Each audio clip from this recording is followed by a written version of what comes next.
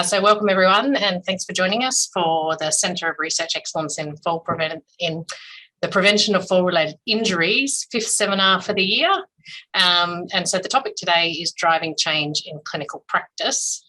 So to get started, we'll do an acknowledgement to country. So I'd like to acknowledge that I'm hosting this meeting from the lands of the Gadigal people of the Eora Nation, the traditional custodians of this land. I pay my respect to elders past and present and recognise and celebrate the diversity of Aboriginal peoples and their ongoing cultures and connections to the lands and waters of New South Wales. And I extend that respect to Aboriginal and Torres Strait Island peoples who are here today. So we're going to kick off with Professor Jacqui Close, who is a Chief Investigator with the CRE. She's also a consultant in Orthogeriatrics at Prince of Wales Hospital, and she's the Clinical Director of the Falls Balance and Injury Research Centre at Neuroscience Research Australia. So Professor Close's primary research area is falls in people with cognitive impairment and dementia, and she has a particular interest in cognitive function and postural stability, falls and fractures. And she also has an epidemiological interest in the impact of falls and injury to health service use and the way in which health services are designed to prevent and manage falls and injury in older people. She sits on a number of state and national committees. I'm not going to list them all, but she's the co-chair of the ANZ Hip Fracture Registry, and she's the chair of the ACSQHQ Clinical Care Standards Working Group, and she's a past president of the Australia-New Zealand Society of Geriatric Medicine. So thanks for joining us, Jacqui, and look forward to hearing you. And if everybody, sorry, just a couple of housekeeping, if everybody can mute themselves who's not the speaker, that would be great. Great, thanks very much, Morag, and to Kathy as the lead for this CRE. I don't pretend to know everything about changing or driving change in clinical practice. I'm just going to share with you some of my own experiences over the years.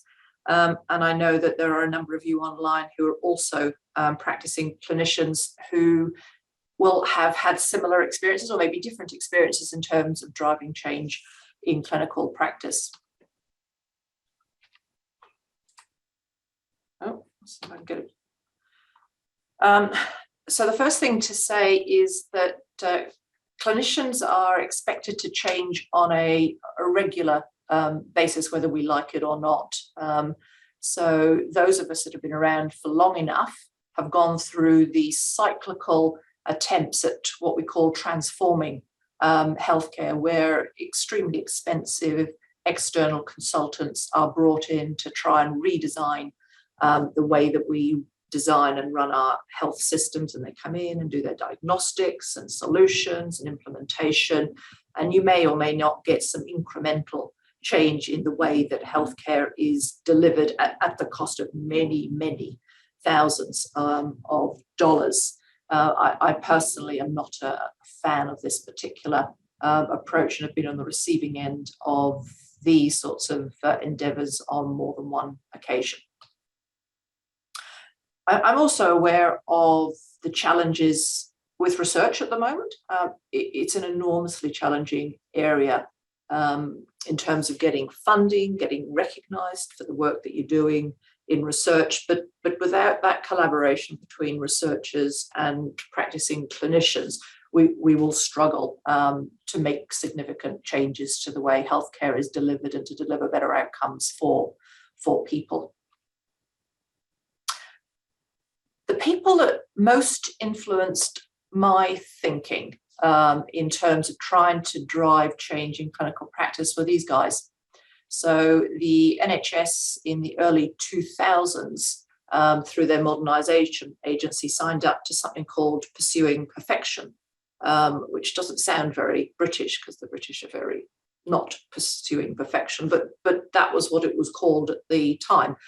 And this was linked to the Institute of Healthcare Improvement. Don Berwick was the president of IHI at the time. He's a paediatrician by background, worked in Harvard for a number of years.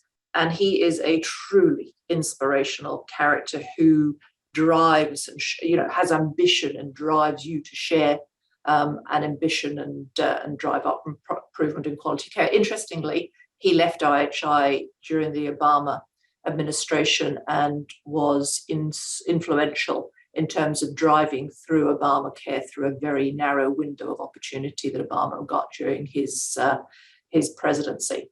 And Tom Nolan was part of that institute at the time. He's a statistician, and I think that's where I learned how important it is to have access to credible data for clinicians to drive change. So they were two people that have had a huge influence in the way I think about driving change in clinical practice. And a lot of the IHI stuff's around the Institute of Medicine's quality aims, where the care that you deliver should, of course, be patient-centered and safe. It also needs to be evidence-based, cost-efficient, timely, and equitable. And the sorts of things I learned from them, we did a number of projects, but we also did a system-level engagement process where all the chief executives of the hospitals and the local health districts all came together to share the vision that we were pursuing. The sort of things I learned were, well, actually start small. So you can't change the world overnight. We did a piece of work, it was on prescribing. It was a bundle of indicators around prescribing, and I was pushed to take it from a ward to a department, to a hospital, but then I was pushed by Don Berwick to say, well, actually, why are you stopping at this hospital? Why are you not going to talk to the clinicians in the next hospital, which happened to be Guy's and St Thomas's, and the two hospitals really, though they competed most of the time. So there was that constant, small, incremental change, but have that bigger vision in place. Change has to come from within. So the thing that was different about this particular endeavour, rather than KPMG or Pricewaterhouse or whatever coming in, was actually we seconded clinicians to drive the change. They were given time in their daily routine to say, actually, you have dedicated time to make this change happen. So rather than somebody from outside coming in, the clinicians were given the time to do it. And I think that made a huge amount of difference. You certainly need buy-in at all levels, so you can start off at a ward base and try and change things, but actually if your director of nursing or your chief executive is not on board, it's very difficult to scale things up. Data is incredibly powerful, absolutely no doubt about that in terms of driving change, and I'll give you some examples of that. Listening to patients. So one of the projects we were doing was COPD and rehabilitation for patients with COPD. And we were trying to get more people engaged in the program. And actually the patients were able to just tell, when you listened to them, they turned around and said to us, you're running your program at a time when the program finishes, we're released out into the streets at the same time as all the kids are coming out of school, and we're all having to share the same buses, and we do not like going home on the same buses as all those school kids. So it was something as simple as listening to the patients, changing the timing of the program to engage more people. And of course, humans are not always open to change. So one of our projects was around elective knee replacement. We had a very engaged orthopedic surgeon who got the whole concept of prehab and preparing people for surgery and shortening length of stay, etc. But the reality is the rest of the orthopedic surgeons weren't on board, and that was a real struggle. So I got a huge amount out of that particular exercise, which was a 2-year secondment. For me, and it has influenced how I've practiced ever since.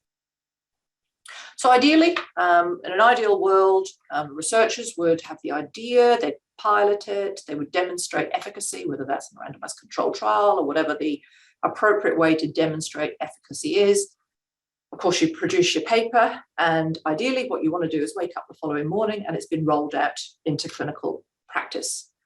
Now, nothing could be further from the truth, and a lot of research stops at that point where efficacy has been demonstrated, and the skills, resources, etc., to actually scale up and implement are very different to research skills. So unfortunately, a lot of good stuff stops at this particular point in time.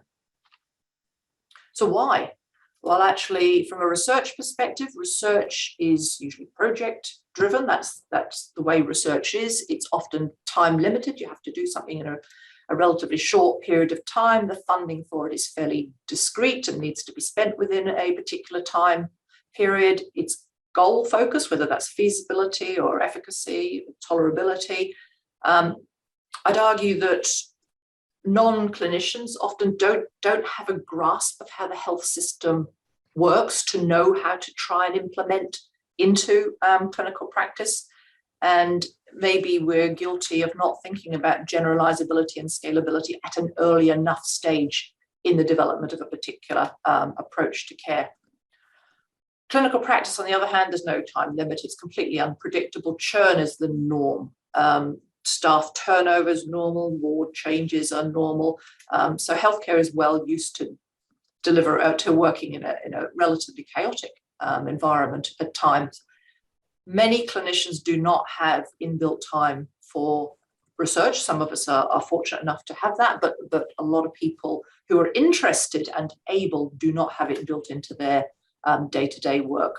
Most of the work is around providing clinical care. Anything that you add is an impost. Much of what we do now is pathway or protocol driven. Never underestimate behaviours and cultures and attitudes in healthcare. They take a long time to change. And I'm going to come on to forcing functions in terms of seriously driving a clinical improvement agenda. So there is an awful lot that is going on in healthcare at any one point in time. And when you're trying to take A and get it delivered into B, it's important to think through what else is going on at that particular point in time. We have hospital standards. We have absolutely no option but to adhere to. And when it comes to accreditation, the whole hospital is focused for a whole year, usually, on making sure that we're meeting those standards. There's very little headspace for doing additional work at that particular point in time. If you want to know what influences the chief executives and the general managers and the directors of nursing, there are national guidelines and clinical care standards, and the expectations there delivered. So if you can get something built in through a national guideline or a standard, you are far more likely to be able to drive change in clinical practice. We shouldn't pretend that there aren't state-based priorities. So for New South Wales and the ministry here, we've got something called Leading Better Value Care, which has come up with a tranche of projects which from the KPIs for the chief executive are built into his or her KPIs. So they are expected to have a focus and deliver on that particular agenda. We've got organisations at a state level. For New South Wales, it's an Agency for Clinical Innovation, the Clinical Excellence Commission. They also have influence in terms of what a hospital or a hospital team are expected to do. And there are actually some financial drivers in the health system, which is worth thinking about as well. Some of it's around penalties, but there is evidence that if you incentivise care, you can actually deliver better care as well. So it is worth thinking when you are taking something from a project and you want to integrate it, embed it into clinical practice, think through what those forcing functions are that you might be able to leverage off. This comes from the hip fracture registries in Scotland and in the UK, England and Wales and Northern Ireland. So the black dots, so this is 30-day mortality. The black dots represent Scotland and the red dots are England. Well, when they, before they introduced the hip fracture registry, when they introduced the hip fracture registry, and after they introduced financial incentives. So in Scotland, they always had the guidelines and the registry, but they did not have the financial incentives. And what you'll see is after the introduction of the financial incentives, the 30-day mortality between England and Scotland starts to diverge. So yes, though we've seen some evidence of reduction in mortality with the introduction of the registry, but the addition of financially incentivizing care has made a difference as well. So there's an example of a positive forcing function. Many of you will be aware of the use of antipsychotics, psychotropic medication and falls. So John Campbell's paper from a number of years ago now, 1999, 66% reduction in the risk of falls if you can successfully get people off their centrally acting medications. This was an enormously challenging study to undertake. It was only 99 people. It was only ever meant to be a pilot study. And the thing that was notable with this particular study is that at the end, when the research support was withdrawn, a number of these people went back onto their centrally acting medications. So there is something about needing to embed change over time. Here's work we did at the Prince of Wales Hospital, again, right around the use of centrally acting medications. This is just sedative use. We did it against a number of medications. So in 2005, each month across all the wards in medicine and surgery, we were dispensing just under 3,400 tablets. Most of those are temazepam and oxazepam, maybe some alprazolam, diazepam. Over time, and with a bit of energy and sharing of data, we were able to bring down that number down to about 1,800 tablets a month. And of course, we achieved a p-value, yippee, but that's not good enough. How did we do it? A lot of it was very much about displaying and distributing the data by the unit that people work within, so a ward in a hospital. So we shared that data, named the wards, you can see where the high prescribing rates were. We also did a lot of work, though, ensuring that undergraduate medical students, in particular through UNSW, were actually getting education around the importance of avoiding centrally acting medications in older people and the inappropriate use that goes on. We also spent time with working with nurses. So whilst the doctors are the ones that ultimately prescribe the tablets, it's the nurses that ask the doctor to prescribe the tablet on the behalf of the patient. So we had to do some work with the nurses, and then we realized that actually we need to do work with the nurses who did the night shifts, who are a different group of individuals to the people who are there during the day. But we also found that we could leverage patient common sense. So the patient just felt they couldn't sleep, they would ask the nurse would ask the doctor then would just do as the nurse was told. But actually, if you go back and talk to the patient, say, actually, we're uncomfortable about prescribing this medication because it's associated with falls, etc., and you have to get up at night time to go to the toilet, it doesn't make a lot of sense. Patients will often say, okay, I'm okay with not having that. And we also did work empowering the pharmacists to challenge the doctors when they were prescribing sleeping tablets. So the pharmacists had a little label which said night sedation is associated with an increased risk of falls. So that was a long time ago. We started the work really in about 2006. It's now 2021. I kept sharing that data for all the medical and surgical wards up until the end of 2017. And I stopped at that stage. That's 10 years worth of sharing data. By 2018, around 900 tablets were dispensed a month. And I checked October's data, so I still get the data, I just don't share it anymore. But the October data, 716 tablets. So I think we probably changed the culture, embedded the change in practice, and we are now considerably better when it comes to inappropriate medication. But I guess to me, you sound good. Can I just ask, can everyone mute themselves, please? Conversation's not breaking down, you're not getting stuck or being... Excuse me. Explain something to me. Excuse me. You might have to mute them, they can't hear you. I don't think I have access to it, Nari. Who's the host? Sandra, can you mute? Oh, they seem to have stopped. Okay.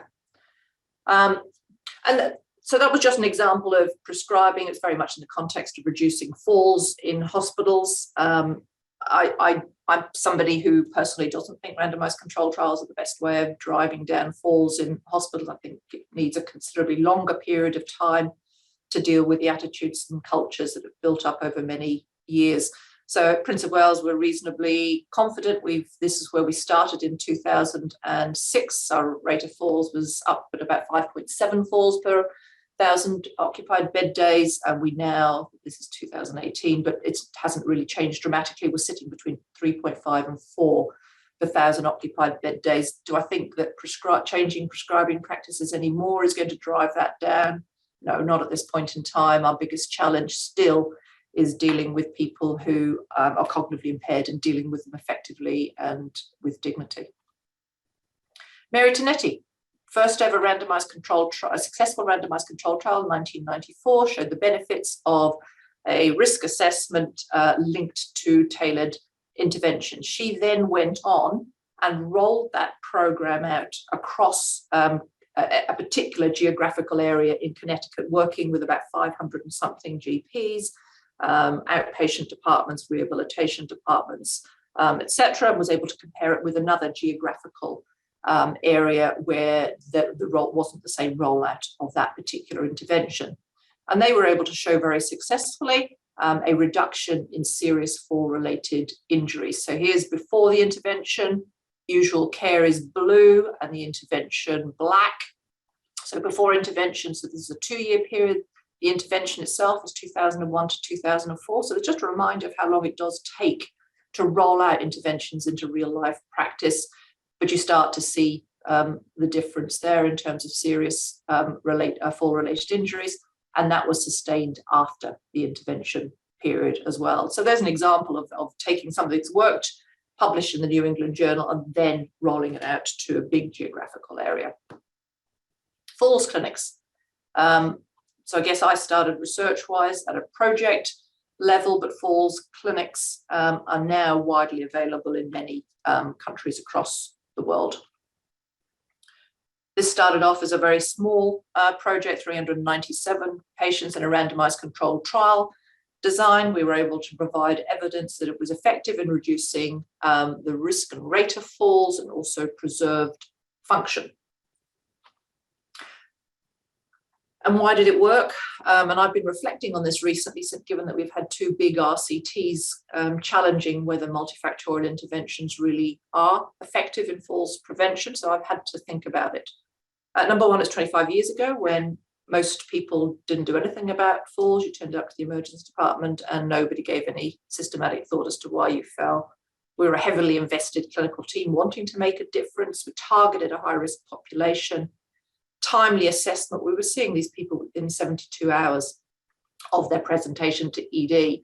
And the reality is the people delivering the intervention were pretty bossy. We were making things happen. We weren't writing to the GP, relying on the GP to do X, Y, or Z. We were doing it ourselves. But in terms of scaling up, at no stage when I was doing that work had I in my head the scaling up component of it. And yes, it was nice to get a publication in the Lancet, of course, did some presentations, but it really wasn't until the National Institute for Clinical Excellence in the UK produced a guideline for falls prevention that supported falls clinics and then developed into clinical care standards. That's when you start to see scalability and generalizability and start to see programs rolling out. The hip fracture registry, very much the same. This time we did start with the vision. So with the Falls Clinic, absolutely did not have the vision at all. With the hip fracture registry, we absolutely did have the vision right from the outset. We knew where we were going and we took advice along the way as to how we were going to get there. Clinical guidelines. So most clinical guidelines are not the answer to changing practice, but we were told very clearly that if we wanted a national clinical standard in this country, we had to have an NHMRC endorsed guideline. So that is exactly what we did, developed an NHMRC endorsed clinical guideline, which then led to the Australian Commission developing the clinical care standard for hip fracture. And of course, they have jurisdiction and carriage for clinical care standards, and that is far more influential than a few clinicians producing a clinical care standard. Get inside your brain and change your We perception. worked very closely with the Commission so that we knew what the clinical care standards were going to be, so that we had a registry ready to collect the information against those quality indicators. So this is an example of right from the outset, whilst we were starting small with 1 or 2 hospitals, we knew what the direction of travel was that we were going to be going in. So this is 2021 report for data for 2020, and this is our 6th year of producing patient level data, and we are seeing improvements now in a number of areas. More people are having cognition assessed at presentation. We're getting much better at managing pain. The majority of people with a hip fracture will now see a geriatrician. Our times to surgery are slowly changing. We've still got some work to do. This is woeful, this particular figure. This is the number of patients leaving hospital on treatment for osteoporosis. So we're not there yet by any stretch of the imagination, but we've got the vast majority of hospitals on board, and we've still got more work to do. And for clinicians, when you're trying to get people to go on a journey with you, it really is important to acknowledge and reward clinical practice. This does not have to be shed loads of money. Most clinicians are not expecting lots of money for doing things well, but actually just being acknowledged. So this is the health minister this year reading out the list of potential finalists for the hip fracture, the Golden Hip Award, which we awarded for the first time this year. And this is the hospital that performed best against all the quality standards. So this was the Princess Alexandra Hospital in Queensland. And they were delighted. And they just got a golden hip. They're absolutely delighted to be acknowledged for their achievement. And hopefully next year we'll also add an award for the hospital that has improved the most. We're now moving on to rolling this sort of work out across the Asia Pacific. So it is good to just keep that ambition going as to where to next, where to next, where to next. This is another 10-year project really in terms of other countries getting them on board with the importance of hip fracture registries to drive improvements in clinical care. So conclusions, it really is important to understand how the health system operates, and particularly to think through how those forcing functions that determine a trajectory for a health system, how can you best leverage off those? Have a vision and a focus, have that ambition that Don Berwick always pushes us for, and preferably a shared vision, but start small, but have that vision in mind. Data is incredibly important in the right hands. And I know you won't want to hear this, but actually driving change in clinical practice takes a long time. It's not a project. It really is a journey over many, many years. Thank you. Thanks, Jacqui. It's a fantastic talk. I think we're going to hold questions to the end so that we can give Matt time to talk. You're allowed to pop questions in the chat, and at the end you can raise your hand and ask the question in person if you like. Just remind everyone to mute yourselves if you aren't the speaker, please.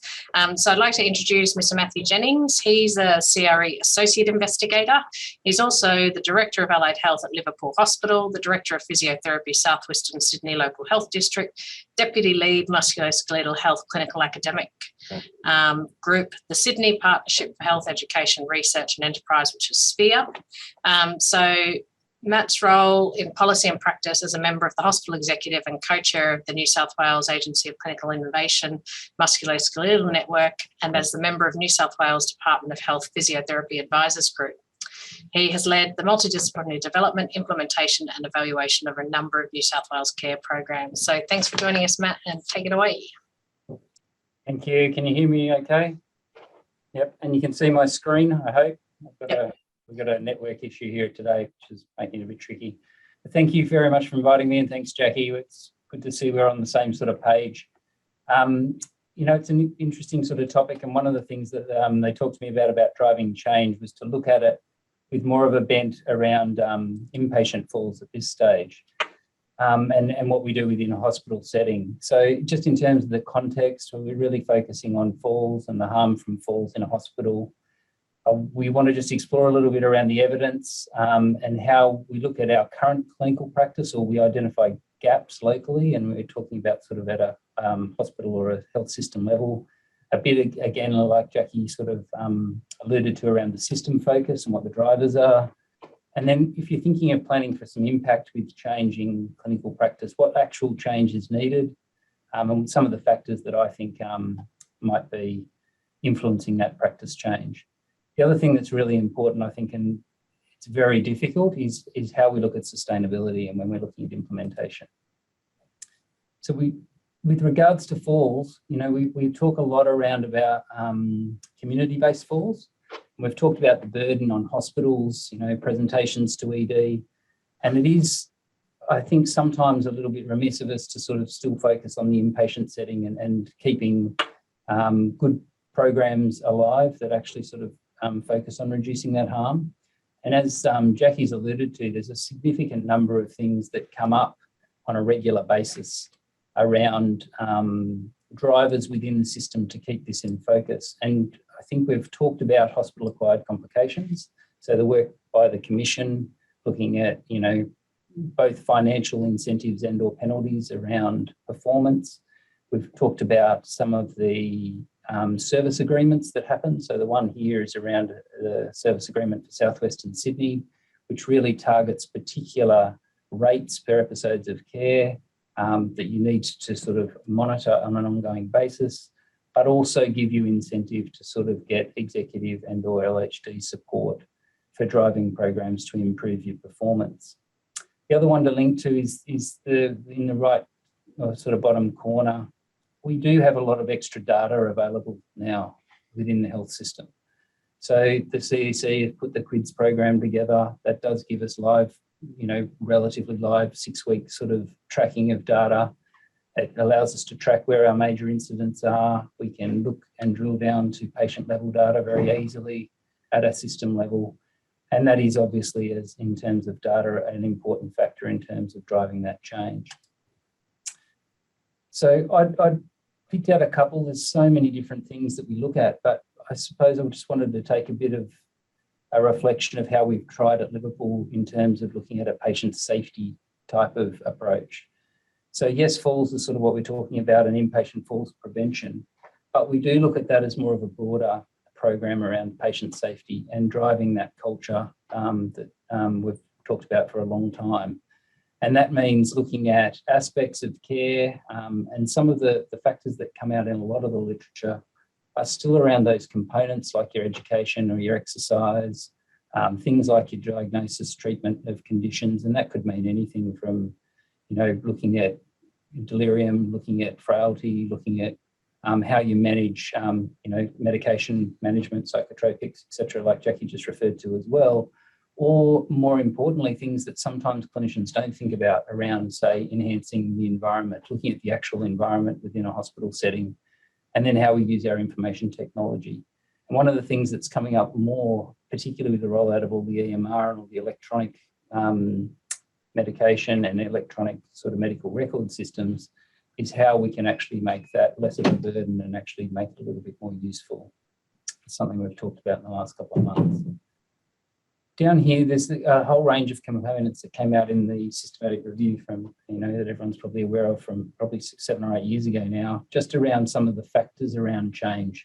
So leadership and engagement, talking about committee or governance support at a higher level, pilot testing, whereas Jacqui said incremental change, looking at little changes and building on those over time, your systems, data about falls, etc.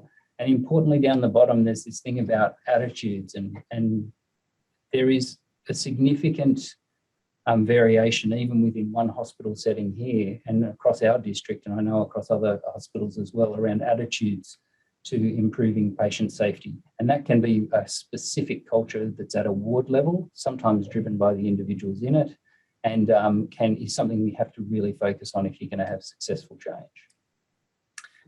So here we've got, again, just a couple of things we're doing at the moment. You can see here, again, the QUIDS data is used at our district level. We've got governance from the sort of executive at the district level, a district falls committee.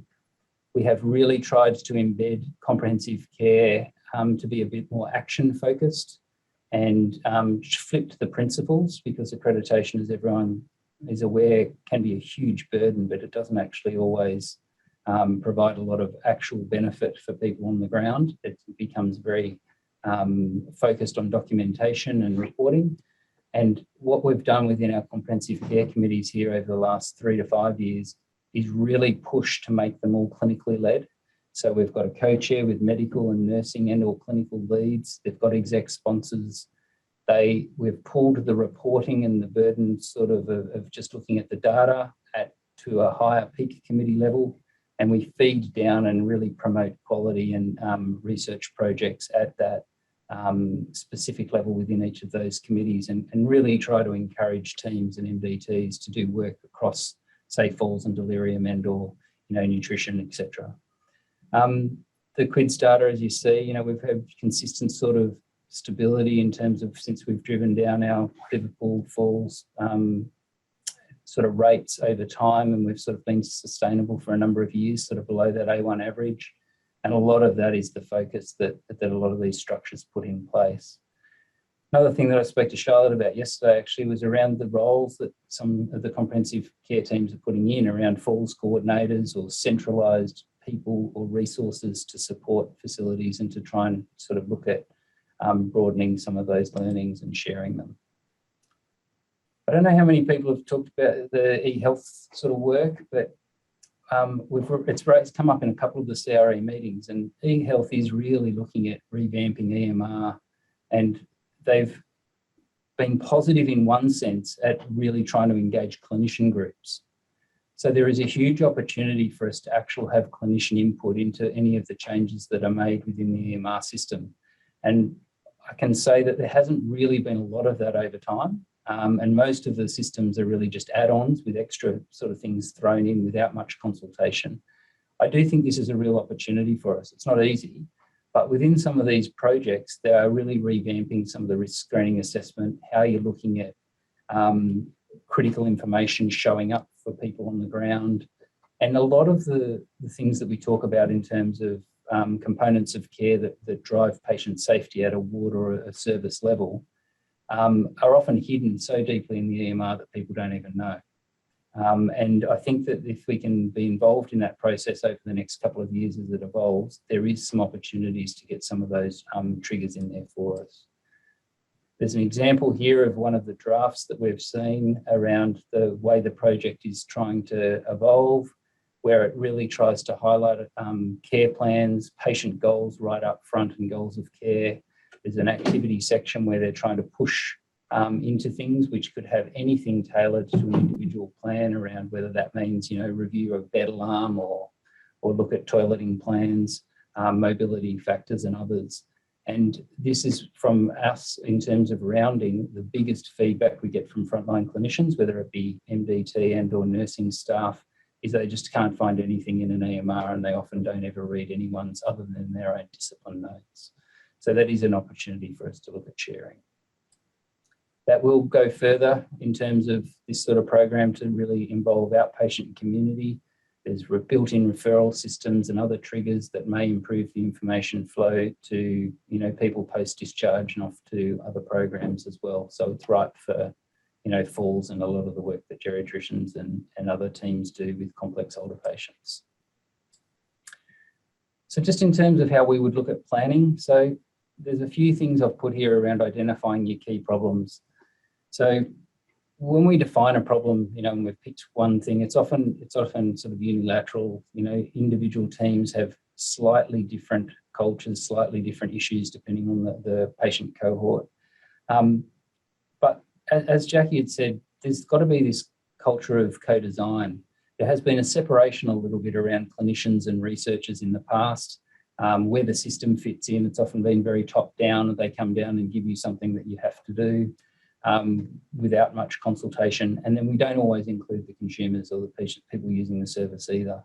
So I'd encourage you all to continue to do that, and then just be really clear around what's success and how you're going to measure it at a hospital level, because it is so complex.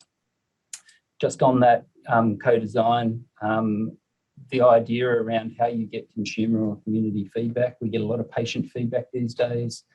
Some of our more successful projects have really talked to a lot of carers about what they think the problems are on a ward. They get direct feedback from interviewing patients, help them with the design about how to improve it, and then also look at making sure that they don't just come up with these random ideas with no evidence base at all behind it, but try to push them and engage them with some of our research teams so they can be better informed about how to do that, and then also learn around the implementation sort of science aspects as well. So there's a couple of themes here that in terms of factors that I think influence. We talked about leadership and having the vision and purpose. That's got to be critical, and it needs to be driven, because otherwise you tend to get all sorts of things going everywhere. Governance is something that, you know, I think we see more and more over time. It can be a very dirty word, but how you monitor what's going on over time and how you bring clinicians and clinical teams into that framework is very important. Even driving some of our audit and feedback processes and what we do in our committee structures, rather than bureaucratic sort of management style committees, we really do need to do a lot of work and make sure that those committees function for clinical teams on the ground. Otherwise, if it's not related to practice, it is extremely dry and boring, but it doesn't make any difference, and you usually get a lot of alienation of clinicians in that process. We talk about robust quality frameworks. I don't think this is done well a lot, and in particular in nursing in our district, they've recognised this and they're really trying to ramp it up. Same as the CEC, sort of releasing different implementation sort of work and support and toolkits. But we often get people arguing for, the first phase of projects over which toolkit they're going to go, which guideline they're going to follow. It gets extremely confusing and frustrating for people on the ground. And I think we need to just really make sure that we've got some oversight and some engagement from people who are good at that type of work and can help develop things in a very robust way. Talked about the culture and inspiring and motivating, looking at excellence and making sure that everyone wants to improve. There is still a little bit of reactivity in the health system. If you have a fall, you don't tend to have people coming up to support. We're pushing this concept of responsiveness so that you get a response to a negative event or an adverse event where you're there to support versus being punitive, but you look at the learnings and you're trying to embed that within your processes. We've got, as I said, the clinician involvement, the idea of collaboration, looking at your local context, making sure that the measures or the outcomes you want to look at in a particular care setting are relevant for that team. There's nothing worse than picking up one, one of the ones that comes to mind even from this week is a particular research project and particular intervention for our ED that just does not fit with a Liverpool ED. We probably have 3 patients that fit the criteria for this type of program a month, and we're full of other stuff that is not even, barely relevant to the staff on the ground. Celebrating your results, as Jacqui said, is hugely powerful. Whether it's a golden hip or, you take up, a cake for a team, whether you bring up a banner and say that they've had, no falls for a particular period, that is hugely powerful and makes motivation on those teams extremely positive. So I think I've sort of put this at the start when we first talked about the CRE and what we could really look at. But again, I think when you're looking at practice change, supporting individualised care is really critical. We talk about risk screening and assessment, and we don't really want to get that tick box sort of checklist thing for each individual. Keeping teams on the ground actually making solid clinical decisions based on their assessment, listening to medical teams around risk factors, keeping broader issues around, medication, mobility issues from allied health teams or whatever at the front of mind is very critical. And sometimes I think we don't match them that well to the individuals, and we have a broad brushed approach. So that bundled sort of care, I think, is really something that I would fully support. There's a whole range of different toolkits, as we said. These are some of the ones that people have referred to recently around toolkits, and we've got some of the older ones that a number of people here were involved in developing. These are still actively referred to by a lot of clinicians, which is a very positive thing in terms of what's important, what they're going to learn from, but how to use it is probably the thing where we really struggle. We've got this idea of comprehensive care or minimising harm, and within that we get this idea of every now and again we get a report that says here is how you are performing, and everyone either panics and says, oh, we're doing worse, and quick, think of a new strategy, add something in without much planning. They don't communicate it to the other teams, and it becomes very, very messy. I would really encourage us to look at a way where we actually give people a bit more of a systematic approach to this, but also have it a little bit better informed around how you're going to make these changes. some of the changes we see implemented actually, demotivate people and actually have unintended consequences. And it is very important that we get that right. Just to finish off, I thought we'd just try and make it really practical around one of the local ones. And this is a bit busy, but with regards to a case study here or an example, aged care unit here is very complex, like every aged care unit is. Lots of people with BPSD, lots of wandering patients, delirium, confused patients. We've got a terrible environment in terms of a single corridor with all sorts of other clutter and other issues that we've had to manage because we were moved and then never got the other finalised build. But in terms of readiness, they were really wanting to look at this multifaceted approach to improvement of overall care. They've come up with a project that we'll hopefully see, written up, and Danielle Cronin's leading some of it. They've called it the 9 Petals Project. But basically what they've done is pull in all of the key care or patient safety issues for their ward. They've got very clear improvement goals, including one of the main issues, which was around falls and harm from falls on the aged care ward. They've got great leadership. They've pulled in some exec sponsors. They've got a very positive improvement culture, which is driven by the NUM and others in the ward with medical and MDT input. But they went very systematically. They looked at the evidence. They got patient feedback. They've used the consumer issues. They've reviewed their results on their risk assessment processes and their audit and feedback. They've identified very clear gaps. But then they've gone back with those gaps that they've found at that ward level and analysed again and cross-checked with what they've actually found in their own environment.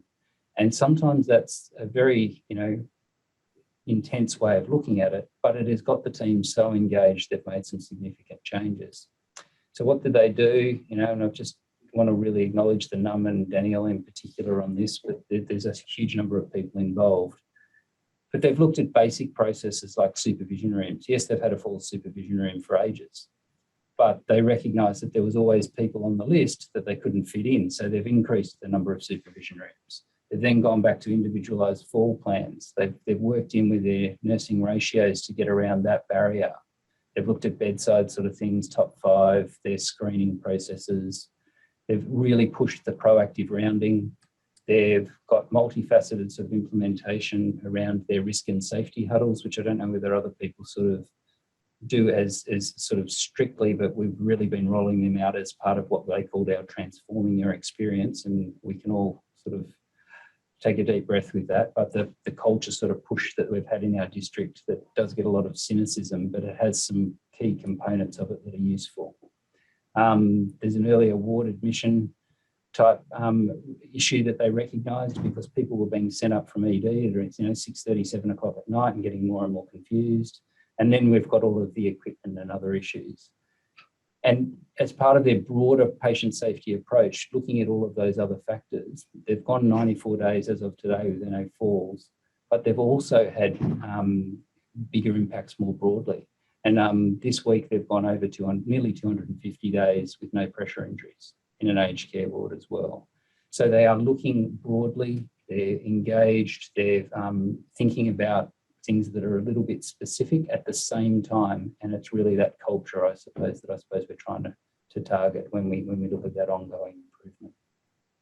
That's all from me. I don't think there's anything major, just that it is a challenge. It does change within a facility. Different wards have different issues. How we look at sharing and learning across different facilities and across different institutions, I think is going to be really critical going forward. Thank you. Great, thanks, Matt. That was great. Now I will invite people to, if you want to stop sharing, Matt, and then if people want to raise their hand to ask a question in person, that would be great. I'll just wait till Matt stops sharing so I can. Let's stop. Perfect. Does anybody have a burning question? If not, I'm going to start. Okay, I'm going to start with a question for Jacqui. So, Jacqui, you talked about incentivised healthcare, but in Australia we tend to have a policy of taxing healthcare. So if you don't do something, you don't get money. Why do we do that? It's a good question, Morag. It is enormously frustrating the way this government has chosen to go around introducing penalties for complications rather than rewarding best practice. The reality is there is a fixed pot of money, and how you apportion that, really, you can be smart about it and say, actually, this is your base tariff, and if you achieve this particular standard, we will reward you for it. Alternatively, what happens is the base tariff is a little bit higher, but when you fail to achieve this, we will take money off you. It's the same pot of money, but the way we sell the message to clinicians is completely different. Clinicians largely will switch off when they've been told, oh, we're going to be financially penalised if people get pressure injuries, or we're going to be financially penalised if people become delirious in hospital. They'd be more engaged if they say, actually, no, by delivering on these particular standards, you will be rewarded and recognised for that achievement. So it's naive. We were already having conversations around hip fracture care with the Independent Hospital Pricing Authority around being able to reward clinical practice. And when Susan Ley was health minister, literally overnight, there was a decision to completely turn that around, and we introduced the financial penalties that currently exist in our system at this point in time. Whether that will change in the future or with a different government, I don't know, Morag.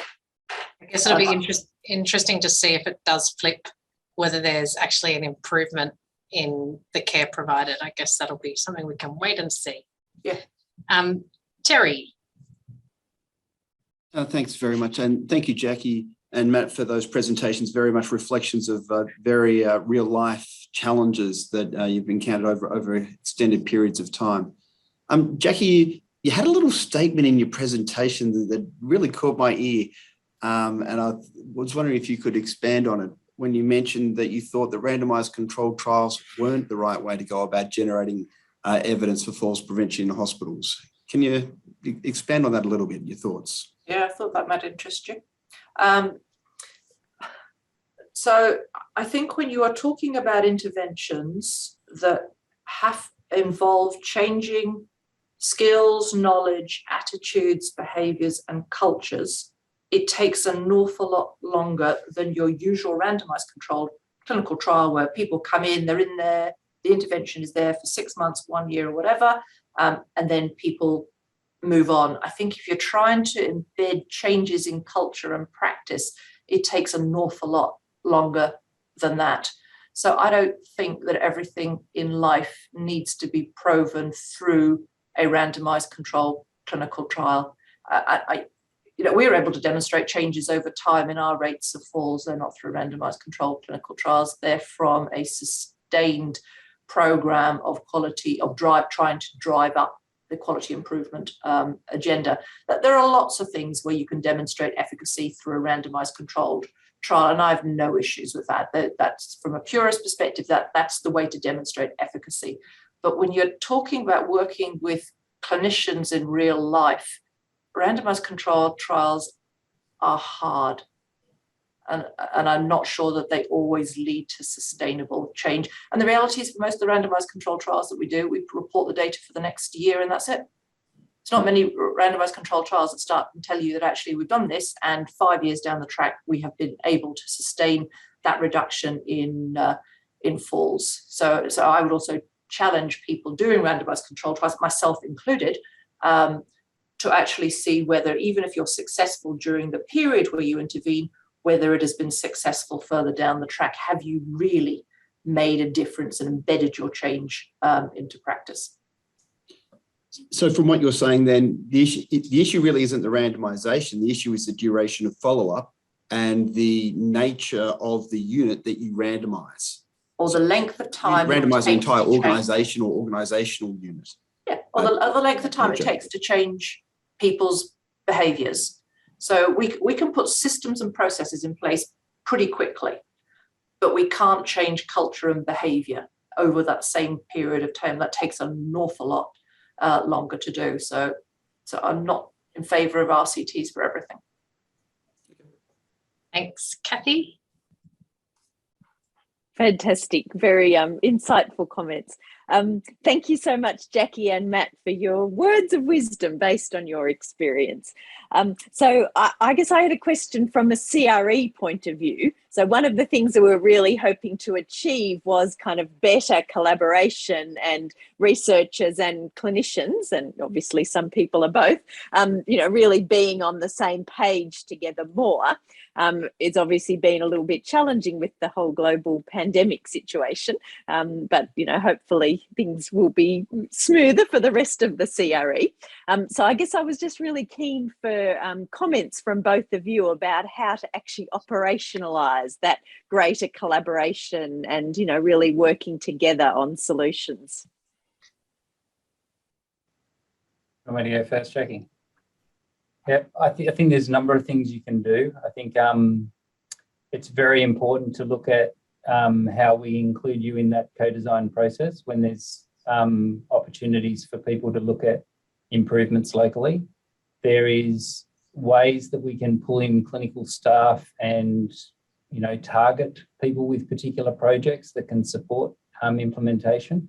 But then the other thing is around your design and about how you want to be involved with looking at change in particular organisations, whether we do look at it at a ward by ward, in, you know, cluster type approach, whether we do look at supporting different aspects.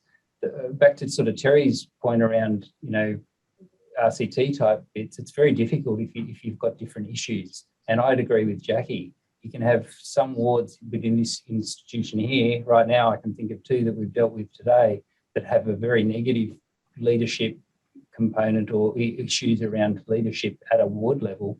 And then, you know, 40 metres down the corridor, you have an absolute stellar, you know, highly functioning unit. So how we do that and how we sort of broaden those sort of opportunities, I think it'd be important. But inviting people in, accessing sort of researchers, looking at how we include sort of community with it as well, I think is critical. I guess, Kathy, I'd also encourage researchers when they want to work with clinicians to drive changes to think about freeing up some of the clinicians' time as well. Physios, nurses, OTs, etc. They're a really, really valuable resource and a lot of the time they do have the necessary skills, intelligence, whatever, to be able to do it. They just don't have the headspace. And so I think when you're trying to co-design with clinicians, just freeing up some clinician time to allow them to sort of devote time to the particular project and thinking through, well, actually, how would I do this and how would I do it differently, etc. I think you're more likely to get sustainable change that way rather than having people helicoptered in and then out again. Just one thing to add to that is there is a lot of respect when researchers come in and, you know, live the day of a clinician. Actually watch what they are talking about with regards to the challenges they face on that day-to-day basis. We get the same sort of thing with managers, and, you know, there's some people that I've never seen in the hospital setting that run this place. But if you're a researcher who comes and actually looks at the environment and sees that with them, then that does go a long way to building that sort of collaborative approach. Yeah, that's an interesting idea. I mean, I personally learned a lot when my mother's been in hospital, but it's a shame that you have to wait for that to happen. So it would be great if we could build in other ways of those experiences. So yeah, thank you both. Very insightful.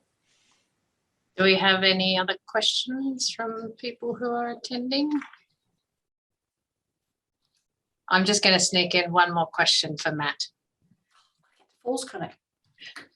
You can go, Jacqui. I'll just ask one more quick question. I just wanted to ask you quickly, Matt, about the balance between assessment and screening and providing good quality care. Yeah, it's a complex one. One of the issues we see is if there's too much of a focus just on screening, you get people who are it's just screened. Every time they move a bed, every time they move from a ward, you're screened in ED.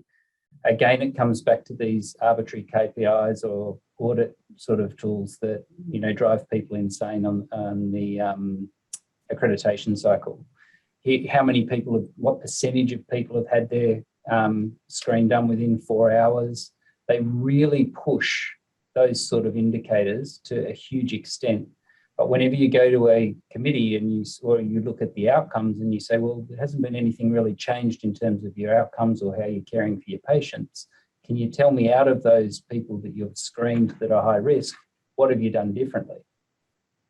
And they don't do anything differently a lot of the time. There's no action that comes out of it.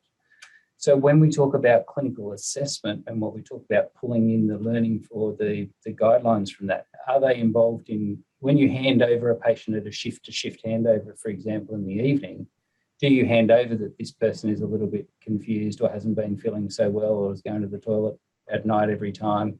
Practical information which people on that sort of clinical front line need to be able to provide appropriate care.